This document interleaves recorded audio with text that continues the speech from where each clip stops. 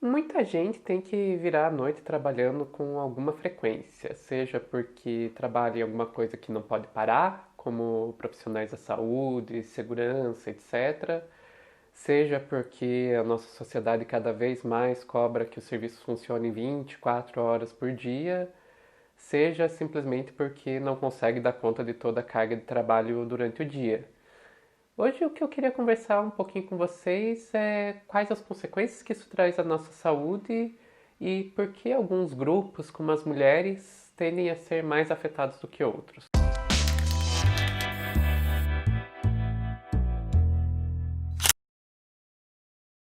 As consequências para a saúde de quem faz esse tipo de trabalho rotineiramente são bem mais altas do que se imagina.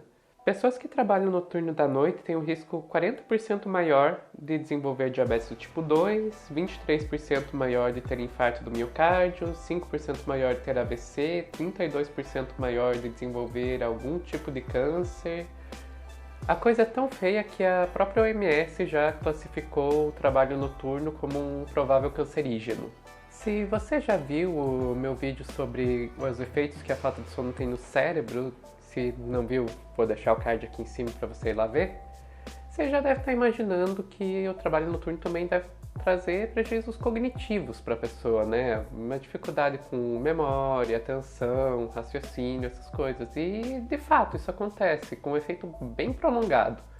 Um estudo na França mostrou que pessoas que trabalharam por mais de 10 anos no turno da noite tem um prejuízo cognitivo que se mantém, mesmo depois que a pessoa para de fazer esse tipo de trabalho, e que pode levar até 5 anos, bastante tempo, para conseguir se recuperar totalmente. Mas por que esses efeitos são tão nocivos? Não dá para a pessoa simplesmente repor as horas de sono que ela perdeu depois? A resposta é não, isso acontece por causa do ciclo circadiano, aquele nosso reloginho biológico. Os primeiros a perceberem a existência desse relógio nos seres humanos foram dois pesquisadores chamados Nathaniel Kleitman e Bruce Richardson. Em 1938, eles se meteram em uma das cavernas mais profundas dos Estados Unidos, a Mammoth Cave, e ficaram na escuridão total por mais de 30 dias usando equipamentos que mediam a temperatura, o quanto eles se mexiam, etc. A única coisa que eles não levaram foram lâmpadas e relógios, justamente porque a ideia do experimento era ver como que o corpo deles ia se comportar se não tivesse nenhuma dica sobre que horas são para se orientar. E o que eles viram é que nós realmente temos um relógio biológico que, mesmo sem ter dica nenhuma de que horas eram, eles criaram um ritmo sobre que horas iriam dormir, que horas comer, que horas levantar e assim por diante. Mas talvez a parte mais interessante é que eles mostraram que o nosso ciclo não é de exatamente 24 horas. Hoje a gente sabe que quanto esse ciclo é, ele varia um pouco do organismo de cada pessoa, mas em média tem 24,2 horas. A gente acaba não percebendo isso porque o nosso corpo usa as dicas ambientais para reajustar esse relógio todo dia para manter o ciclo direitinho. E a principal dica ambiental que a gente tem para ajustar esse relógio é a luz. Bem resumidamente, um dos núcleos de uma região do nosso cérebro chamada de hipotálamo é que faz esse papel do relógio. Ele controla a liberação de um hormônio chamado melatonina pela glândula pineal e assim sinaliza para o resto do nosso organismo que horas são. A pineal produz melatonina à noite e para de produzir durante o dia. Quando nós vemos luz, um sinal é mandado para o hipotálamo e ele entende que é dia e reajusta o relógio do seu organismo, mandando a pineal parar de produzir melatonina. Na maior parte da história da humanidade, isso funcionou muito bem, afinal de contas, a única fonte de luz que nós tínhamos era a luz do sol. Mas aí nós inventamos a luz artificial e ferrou tudo. A pessoa que tem que trabalhar à noite dificilmente vai fazer isso no escuro completo, como os caras lá na caverna. Vai fazer isso exposto a luzes artificiais. Esse sinal vai chegar no hipotálamo, que vai entender que ainda é dia, mandar a pineal parar de produzir melanina e isso bagunça completamente o nosso organismo, levando a todas aquelas consequências que eu citei antes. Até onde a gente sabe, esse sistema funciona igual, tanto em homens quanto mulheres.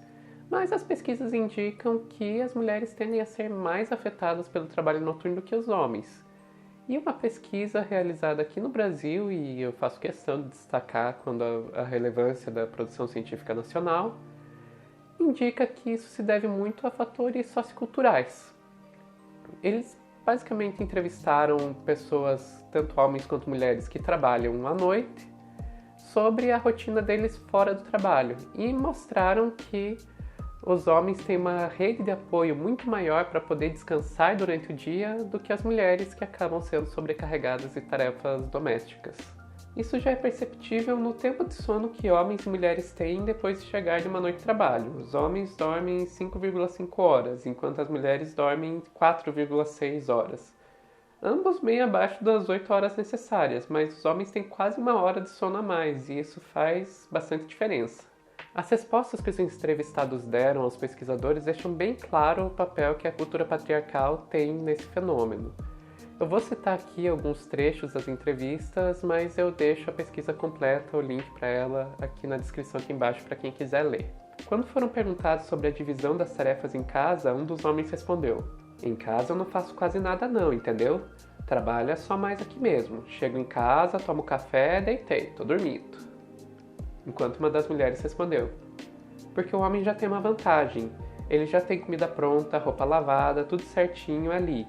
A gente tem que fazer. Se a gente não fazer, quem vai fazer?" Outro exemplo, enquanto o homem responde: "Não levanto pra nada. Só se acabar um gás. Aí eu levanto pra trocar o botijão."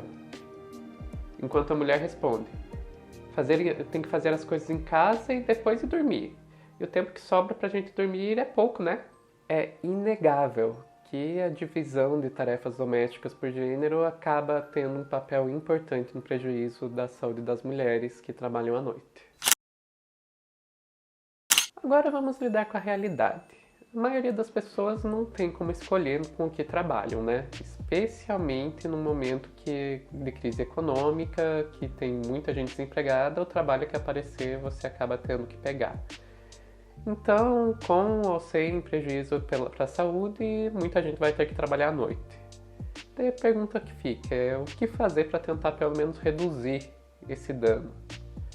Eu escrevi há algum tempo para uma revista de divulgação científica chamada Consciência, e teve uma vez que eu escrevi uma matéria sobre trabalho noturno e eu tive a chance de perguntar para uma pesquisadora especialista nisso, a professora Cláudia Moreno, da USP, o que o trabalhador poderia fazer para reduzir o dano à sua saúde. E a resposta que ela me deu acabou mostrando que a minha pergunta na verdade tinha sido meio boba. Ela respondeu: "A pergunta deveria ser sobre o que as empresas podem fazer para reduzir as consequências negativas para a saúde dos trabalhadores noturnos, pois não se pode supor que o trabalhador poderá evitar esses problemas sem a parceria de seu empregador."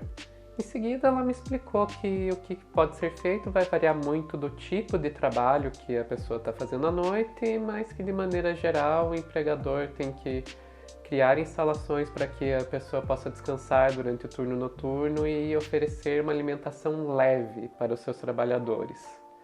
Eu vou deixar o link para a matéria completa aqui embaixo na descrição. É isso, gente. Como sempre, eu vou deixar todas as minhas fontes que eu usei para fazer o vídeo descritas na descrição do vídeo aqui embaixo. Esse já é meu terceiro vídeo falando sobre sono, eu já fiz outros dois falando sobre o impacto da falta de sono no cérebro e no corpo, então vou criar uma playlist, card aqui em cima para ir colocando todos os meus vídeos sobre sono. Se você não assistiu os outros dois, aproveita para assistir. Se gostou do vídeo, curte, comenta, compartilha para ajudar a aumentar o engajamento. O canal ainda é pequeno, então preciso dessa ajuda de vocês para conseguir fazer os vídeos alcançarem mais gente. Pode seguir também o Lente Vermelho nas redes sociais, Facebook, Twitter, Instagram. Vou deixar aqui um e-mail para pessoas que quiserem entrar em contato e até mais.